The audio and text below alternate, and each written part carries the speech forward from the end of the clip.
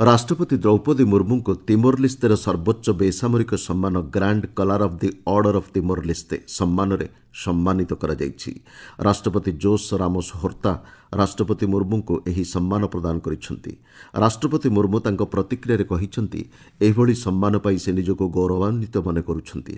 ଏକ ଅନୌପଚାରିକ ସାର୍ବଜନୀନ କଥୋପକଥନ କାର୍ଯ୍ୟକ୍ରମରେ ଯୋଗଦେଇ ରାଷ୍ଟ୍ରପତି ମୁର୍ମୁ କହିଥିଲେ, ତିମୋର ଲିସ୍ତେର ବିକାଶରେ ପ୍ରବାସୀ ଭାରତୀୟଙ୍କ ଅବଦାନ ପ୍ରଶଂସନୀୟ।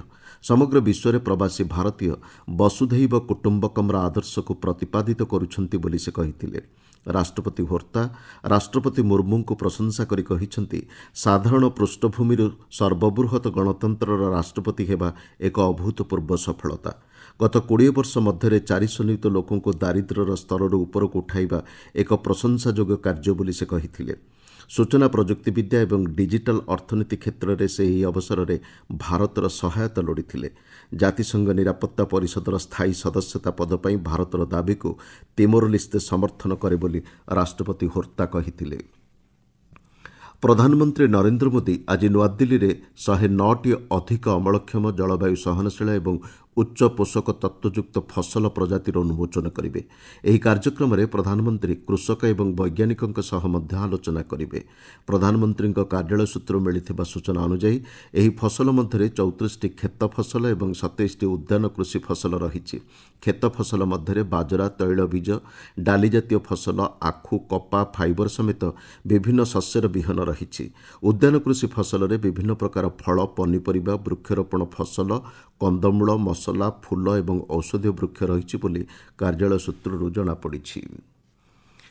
କେରଳ ୱାଇନାଡ୍ ଜିଲ୍ଲାରେ ପ୍ରଭାବିତ ଅଞ୍ଚଳ ପାଇଁ ସମସ୍ତ ପ୍ରକାର ସହାୟତା ଯୋଗାଇ ଦେବାକୁ ପ୍ରଧାନମନ୍ତ୍ରୀ ନରେନ୍ଦ୍ର ମୋଦି ପ୍ରତିଶ୍ରୁତି ଦେଇଛନ୍ତି। ସାମାଜିକ ଗଣମାଧ୍ୟମ ପୋଷ୍ଟରେ ଶ୍ରୀ ମୋଦି ଏହି ବିପର୍ଯ୍ୟୟକୁ ନେଇ ଗଭୀର ଦୁଃଖ ପ୍ରକାଶ କରିଛନ୍ତି। ସେ କହିଛନ୍ତି, ଏହି ଦୁଃଖଦ ଘଟଣା ଘଟିବା ପରଠାରୁ ପରିସ୍ଥିତି ଉପରେ କେନ୍ଦ୍ର ସରକାର ତୀକ୍ଷ୍ଣ ନଜର ରଖିଛନ୍ତି ଏବଂ ସମସ୍ତ ପ୍ରକାର ସହାୟତା ପ୍ରଦାନ ପାଇଁ ପ୍ରୟାସ ଜାରି ରହିଛି। ପ୍ରଧାନମନ୍ତ୍ରୀ ଗତକାଲି ପ୍ରଭାବିତ ଅଞ୍ଚଳକୁ ଆକାଶମାର୍ଗରୁ ସମୀକ୍ଷା କରିଥିଲେ। ଏହି ଅବସରରେ ପୀଡ଼ିତ ଲୋକଙ୍କୁ ଭେଟି ପରିସ୍ଥିତି ନେଇ ଆଲୋଚନା କରିଥିଲେ। ଆକାଶମାର୍ଗରୁ ସର୍ଭେ ପରେ ପ୍ରଧାନମନ୍ତ୍ରୀ ଉଦ୍ଧାର ଏବଂ ରିଲିଫ୍ କାର୍ଯ୍ୟରେ ନିୟୋଜିତ କର୍ମଚାରୀ ଓ ପ୍ରଶାସନିକ ଅଧିକାରୀଙ୍କୁ ଭେଟି ସେମାନଙ୍କୁ ଧନ୍ୟବାଦ ଜଣାଇଛନ୍ତି। ଏକ ସୁସ୍ଥ ଏବଂ ସୁଦୃଢ଼ ଗଣତନ୍ତ୍ର ପାଇଁ ଆଲୋଚନା ଓ ସହଯୋଗର ବାତାବରଣ ସୃଷ୍ଟି କରିବା ଉପରେ ଲୋକସଭା ବାଚସ୍ପତି ଓମ୍ ବିର୍ଲା ଗୁରୁତ୍ୱ ଆରୋପ କରିଛନ୍ତି। ନୂଆଦିଲ୍ଲୀଠାରେ ଗତକାଲି ନବନିର୍ବାଚିତ ସାଂସଦଙ୍କ 2 ଦିନିଆ କାର୍ଯ୍ୟକ୍ରମରେ ଉଦ୍ବୋଧନ ଦେଇ ସେ ଏହା କହିଛନ୍ତି। ବିଶ୍ୱର ସର୍ବବୃହତ୍ ଗଣତନ୍ତ୍ର ଭାବେ ଭାରତର ସ୍ଥିତି ଉପରେ ଆଲୋକପାତ କରି ସେ କହିଛନ୍ତି, ଗଣତାନ୍ତ୍ରିକ ଆଚରଣରେ ସର୍ବୋଚ୍ଚ ମାନଦଣ୍ଡକୁ ବଜାୟ ରଖାଯିବା ଉଚିତ। ସଂସଦରେ ସଦସ୍ୟଙ୍କର କାର୍ଯ୍ୟ କେବଳ ଭାରତରେ ନୁହେଁ, ସମଗ୍ର ବିଶ୍ୱ ସମୀକ୍ଷା କରିଥାଏ ବୋଲି ସେ କହିଛନ୍ତି। ସମ୍ମାନ, ଶାଳୀନତା ଏବଂ ଶୃଙ୍ଖଳାର ସହ ଆଚରଣ ପ୍ରଦର୍ଶନ କରିବା ଉପରେ ଶ୍ରୀ ବିର୍ଲା ଗୁରୁତ୍ୱ ଆରୋପ କରିଥିଲେ। ଲୋକଙ୍କର ଆଶା ଆକାଂକ୍ଷା ପୂରଣ କରିବା ସଦସ୍ୟଙ୍କର ଦାୟିତ୍ୱ ବୋଲି ସେ କହିଥିଲେ। ସଂଖ୍ୟାଲଘୁ ବ୍ୟାପାର ମନ୍ତ୍ରୀ କିରଣ ରିଜିଜୁ କହିଛନ୍ତି, ୱାକଫ୍ ସଂଶୋଧନ ବିଲ୍ 2024ର ସମୀକ୍ଷା ପାଇଁ ଗଠିତ ଯୁଗ୍ମ ସଂସଦୀୟ କମିଟି ଆଗାମୀ ଶୀତକାଳୀନ ଅଧିବେଶନର ପ୍ରଥମ ସପ୍ତାହ ଶେଷ ସୁଦ୍ଧା ଏହାର ରିପୋର୍ଟ ଦାଖଲ କରିବ। ଏହି ମାମଲାରେ ପକ୍ଷ ରଖିବା ପାଇଁ ଆଗ୍ରହୀ ସଂଗଠନ ଏବଂ ବ୍ୟକ୍ତିବିଶେଷ ଅଂଶଗ୍ରହଣ କରିବାକୁ ଆହ୍ୱାନ ଦିଆଯାଇଛି। ଯୁଗ୍ମ ସଂସଦୀୟ କମିଟି ମାମଲାର ଶୁଣାଣି ତାରିଖ ପ୍ରକାଶ କରିବ ବୋଲି ଶ୍ରୀ ରିଜିଜୁ କହିଛନ୍ତି। ଏହା ଏକ ଭବିଷ୍ୟତ ଭିତ୍ତିକ ବିଲ୍ ଏବଂ ଏହା ମୁସଲମାନ ସମ୍ପ୍ରଦାୟର କଲ୍ୟାଣ ପାଇଁ ଉଦ୍ଦିଷ୍ଟ ବୋଲି ମନ୍ତ୍ରୀ ଶ୍ରୀ ରିଜିଜୁ କହିଛନ୍ତି। ବାଂଲାଦେଶ ସୁପ୍ରିମକୋର୍ଟର ପ୍ରଧାନ ବିଚାରପତି ଜଷ୍ଟିସ୍ ଓବାଇଦୁଲ ହାସନ ତାଙ୍କ ପଦରୁ ଇସ୍ତଫା ଦେଇଛନ୍ତି। ସେଠାକାର ଆଇନ, ନ୍ୟାୟ ଓ ସଂସଦୀୟ ବ୍ୟାପାର ପରାମର୍ଶଦାତା ଆସିଫ ନଜରୁଲ ସାମାଜିକ ଗଣମାଧ୍ୟମ ପୋଷ୍ଟରେ ଏହି ସୂଚନା ଦେଇଛନ୍ତି। ସେ କହିଛନ୍ତି, ଇସ୍ତଫାପତ୍ର ଆଇନ ମନ୍ତ୍ରଣାଳୟ ପାଖରେ ପହଞ୍ଚି ସାରିଛି। ରାଷ୍ଟ୍ରପତିଙ୍କ ନିକଟକୁ ଏହା ପଠାଯିବ। ସୁପ୍ରିମକୋର୍ଟ ପରିସରରେ ଗତକାଲି ଛାତ୍ରଛାତ୍ରୀ, ଆଇନଜୀବୀ ଏବଂ ସାଧାରଣ ଜନତା ଏକତ୍ରିତ ହୋଇ ପ୍ରଧାନ ବିଚାରପତିଙ୍କ ସମେତ ଅନ୍ୟ ବିଚାରପତିଙ୍କୁ ଇସ୍ତଫା ଦେବାକୁ ଦାବି କରିଥିଲେ। ଏହି ପରିପ୍ରେକ୍ଷୀରେ ଜଷ୍ଟିସ୍ ହାସନ ଇସ୍ତଫା ଦେବାକୁ ନିଷ୍ପତ୍ତି ନେଇଥିଲେ। ବାଂଲାଦେଶର ରାଜଧାନୀ ଢାକା ଏବଂ ଉତ୍ତର ପୂର୍ବ ବନ୍ଦର ସହର ଛତ୍ରା ଗ୍ରାମରେ ଗତକାଲି କ୍ରମାଗତ ଦ୍ୱିତୀୟ ଦିନ ପାଇଁ ବହୁ ସଂଖ୍ୟାରେ ସଂଖ୍ୟାଲଘୁ ହିନ୍ଦୁ ସମ୍ପ୍ରଦାୟର ଲୋକ ବିକ୍ଷୋଭ ପ୍ରଦର୍ଶନ କରିଥିଲେ। ରାଲି ଯୋଗୁଁ ଶାହବାଗଠାରେ 3 ଘଣ୍ଟାରୁ ଅଧିକ ସମୟ ସଡ଼କ ଯାତାୟାତ ବନ୍ଦ ରହିଥିଲା। ସଂଖ୍ୟାଲଘୁଙ୍କ ଘର, ବ୍ୟବସାୟ କେନ୍ଦ୍ର ଏବଂ ମନ୍ଦିରଗୁଡ଼ିକୁ ଭଙ୍ଗାରୁଜା କରାଯାଉଥିବା ପରିପ୍ରେକ୍ଷୀରେ ସେମାନେ ସୁରକ୍ଷା ଦାବି କରିଥିଲେ। ସଂଖ୍ୟାଲଘୁଙ୍କୁ ଆକ୍ରମଣ କରୁଥିବା ବ୍ୟକ୍ତିଙ୍କ ବିରୁଦ୍ଧରେ ତ୍ୱରିତ ଶୁଣାଣି ପାଇଁ ସ୍ୱତନ୍ତ୍ର ଟ୍ରିବ୍ୟୁନାଲ ସ୍ଥାପନ ଲାଗି ସେମାନେ ଦାବି କରିଥିଲେ।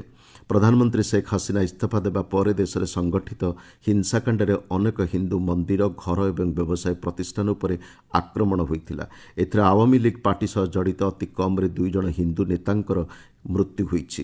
ଅନ୍ୟପକ୍ଷରେ ବାଂଲାଦେଶରେ ସଂଖ୍ୟାଲଘୁଙ୍କ ଉପରେ ହୋଇଥିବା ଆକ୍ରମଣ ପରିପ୍ରେକ୍ଷୀରେ ଭାରତୀୟ ଆମେରିକୀୟ ସାଂସଦମାନେ ଆମେରିକୀୟ କଂଗ୍ରେସରେ ଆଲୋଚନା ପାଇଁ ଆହ୍ୱାନ ଦେଇଛନ୍ତି। ବୈଦେଶିକ ସଚିବ ଆଣ୍ଟୋନି ବ୍ଲିଙ୍କେନ୍ଙ୍କୁ ଚିଠି ମାଧ୍ୟମରେ ସାଂସଦମାନେ ସଂଖ୍ୟାଲଘୁ ଗୋଷ୍ଠୀଙ୍କ ସୁରକ୍ଷା ଏବଂ ଭବିଷ୍ୟତ କାର୍ଯ୍ୟପନ୍ଥା ନେଇ ଆଲୋଚନା କରିବାକୁ ଦାବି କରିଛନ୍ତି। ଇଥାନଲ୍ ଉତ୍ପାଦନ ପାଇଁ ଏକ ବହୁମୁଖୀ ଏବଂ ଭବିଷ୍ୟତ ଭିତ୍ତିକ ଆଭିମୁଖ୍ୟ ଗ୍ରହଣ କରିବାକୁ ସମବାୟ ଓ ସ୍ୱରାଷ୍ଟ୍ରମନ୍ତ୍ରୀ ଅମିତ ଶାହା ପରାମର୍ଶ ଦେଇଛନ୍ତି। ନୂଆଦିଲ୍ଲୀଠାରେ ଆୟୋଜିତ ଚିନି ଶିଳ୍ପ ସମୂହର ଜାତୀୟ ସମବାୟ ସଂଗଠନର ଏକ କାର୍ଯ୍ୟକ୍ରମରେ ଯୋଗଦେଇ ଶ୍ରୀ ଶାହା କହିଛନ୍ତି, ଇଥାନଲ୍ ଉତ୍ପାଦନ ଏକ ଲାଭଜନକ ଏବଂ କାର୍ଯ୍ୟକ୍ଷମ ବ୍ୟବସାୟ। ଆସନ୍ତା 2 ବର୍ଷ ମଧ୍ୟରେ ଦେଶରେ 1000 କୋଟି ଲିଟରର ଇଥାନଲ୍ ଆବଶ୍ୟକ ପଡ଼ିବ ବୋଲି ସେ କହିଛନ୍ତି। ସେ କହିଛନ୍ତି, ସରକାର ଜୈବ ଇନ୍ଧନରେ ଇଥାନଲ୍ ମିଶ୍ରଣ ପରିମାଣକୁ ସୀମାକୁ ବୃଦ୍ଧି କରିବାକୁ କାର୍ଯ୍ୟ କରୁଛନ୍ତି। ଆସନ୍ତା 2030 ସୁଦ୍ଧା ପେଟ୍ରୋଲରେ 20% ଇଥାନଲ୍ ମିଶ୍ରଣ ପାଇଁ ଲକ୍ଷ୍ୟ ଧାର୍ଯ୍ୟ କରାଯାଇଛି। ତେବେ ଏହା ପୂର୍ବରୁ ଏହି ଲକ୍ଷ୍ୟ ହାସଲ ସମ୍ଭବ ବୋଲି ସେ କହିଛନ୍ତି। ଭବିଷ୍ୟତରେ ଇଥାନଲ୍ ମିଶ୍ରଣକୁ 26% ବୃଦ୍ଧି କରିବା ପାଇଁ ଲକ୍ଷ୍ୟ ଧାର୍ଯ୍ୟ କରାଯାଇଛି ବୋଲି ସେ ସୂଚନା ଦେଇଛନ୍ତି।